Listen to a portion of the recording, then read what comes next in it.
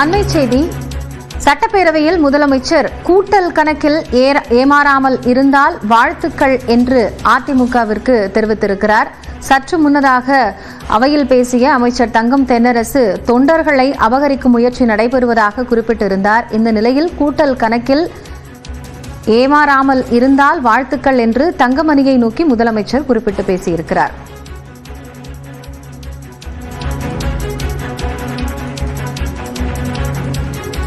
இது குறித்த கூடுதல் விவரங்களோடு சிறப்பு செய்தியாளர் அபினேஷ் நேகிறார். அவரோடு பேசலாம். அபினேஷ், இப்போ இந்த கருத்தை முதலமைச்சர் அவையில் வெளிப்படுத்தி இருக்கிறார். தங்கமணி இது குறித்து என்ன விஷயத்தை குறிப்பிட்டிருந்தார்? கூடுதல் தகவல். இன்று பதிலுடன் பேசிய நிதித்துறை அமைச்சர் தங்கம் தென்னரசு அதிமுக தங்களுடைய தொண்டர்களை காப்பாற்றிக் கொள்ள வேண்டும், வேறு எங்கோ இருந்து உங்களுடைய சாணக்கியத்தனத்தின் மூலமாக உங்களுடைய கூட்டல் கணக்குகளை கவனித்து வருகிறார் என்று பாஜக அதிமுக கூட்டணியை மறைமுகமாக பேசினார். இதற்கு அவருடைய பதிலுரைக்கு பிறகு, அதே போல வேளாண்துறை அமைச்சருடைய பதிலுரைக்கு பிறகு அதிமுக சட்டமன்ற உறுப்பினர் தங்கமணி பேசினார். அதாவது எங்களுக்கென்று தனி கொள்கை இருக்கிறது, ஒரு சாமானிய தலைவர் இந்த இயக்கத்தை வலிமையோடு நடத்தி வருகிறார் என்றும் எந்த கூட்டல் கணக்கிலும் நாங்கள் ஏமாற மாட்டோம் என்று அதிமுக உறுப்பினர் தங்கமணி பேசினார். அப்போது எழுந்து பேசிய முதலமைச்சர் மு.க.ஸ்டாலின் உறுப்பினர் தங்கமணி இங்கே கூட்டல் கணக்கில் ஏமாற மாட்டோம் என்று சொல்லியிருக்கிறார்.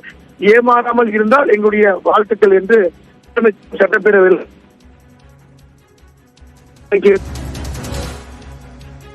போது பாஜகவை பாஜக அதிமுகவுடைய கூட்டணியை மையப்படுத்தி பேசியிருந்தார்.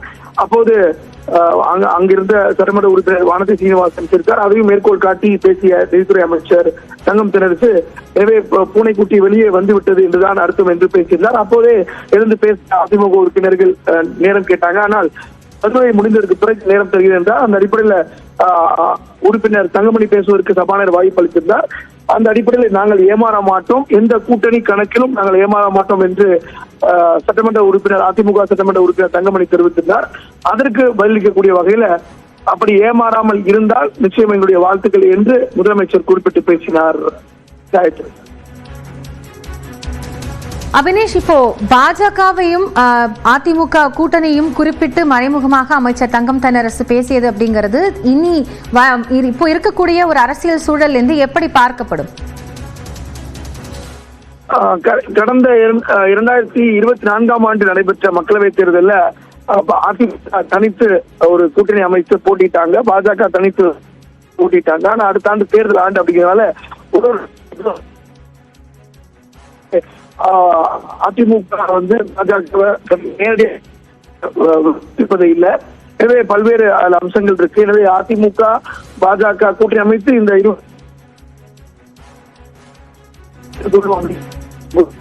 நிலையில அமைச்சர் பார்க்கப்படும். அப்படி இருக்கக்கூடிய நிலையில அண்மையில நேற்றைய தினம் கூட நேற்று முன்தினம் கூட மாலை அதிமுக துணை பொதுச் செயலாளர் ஏபி முனுசாமி ஒரு பொதுக்கூட்டத்தில் பேசி நாங்கள் யாரும் அடிமையாக இருக்க மாட்டோம் குறிப்பிட்டு பேசினார். எனவே இவற்றையெல்லாம் வைத்து பார்க்கும் பொழுது எனவே அதிமுக நாங்கள் எந்த அப்படிங்கறது ஒரு பதிலாக கொடுத்திருக்கார். அதைத்தான் மறைமுகமாக தொடர்ந்து செய்தியாளர் அபினேஷை தொடர்பு கொண்டு பேசலாம். முன்னதாக சட்டப்பேரவையில் இன்றைய நிகழ்வுகளில் மிக முக்கியமாக சற்று நேரத்திற்கு முன்பாக பேசிய நிதித்துறை அமைச்சர் தங்கம் தென்னரசு அதிமுக தொண்டர்களை அபகரிக்க முயற்சி நடைபெறுவதாக குறிப்பிட்டு பேசியிருந்தார். அந்த நேரத்தில் அவையில் சிறிது நேரம் அமளி ஏற்பட்டது. இதனைத் தொடர்ந்து சிரிப்பலை எழுந்தது. முன்னதாக அதிமுக சார்பில் இருந்து உறுப்பினர்கள் பேசுவதற்கும் அனுமதி கோரப்பட்டது.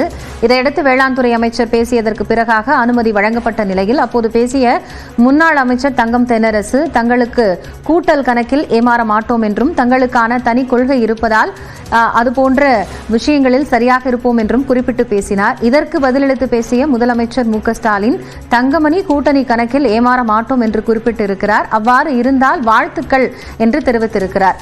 இதற்கு முன்னதாக அமைச்சர் தங்கம் தென்னரசு குறிப்பிட்டு பேசும்பொழுது வானதி சீனிவாசனையும் அவர் குறிப்பிட்டு பேசியிருந்தார்.